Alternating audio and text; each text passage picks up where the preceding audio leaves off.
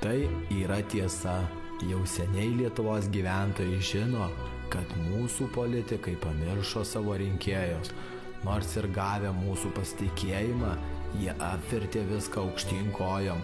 Kaip mes bekovotumėm, kiek besistengtumėm, tačiau niekas nesikeis. Kai norėjome siekti mokslų, jie įvedė žlugdančias reformas. Kada norėjome kurti verslą, jie pakėlė mokesčius. Kai mes prašėme prie Seimo jų liautis, jie juokėsi iš mūsų savo šiltuose kabinetuose. Ten ir pasiliks, jei mes nieko nedarysime. Savo tarnybiniuose postuose jie jaučiasi gerai. Jiems krizės neegzistuoja. Žinome visą tiesą apie Lietuvos politikus, net jei ir apverstumėm viską aukštyn kojom. Apie Lietuvos politikus žinome visą tiesą.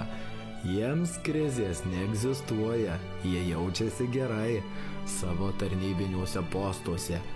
Jei mes nieko nedarysime, ten ir pasiliks savo šiltuose kabinetuose.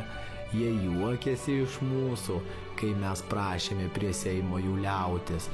Jie pakėlė mokesčius, kada norėjome kurti verslą.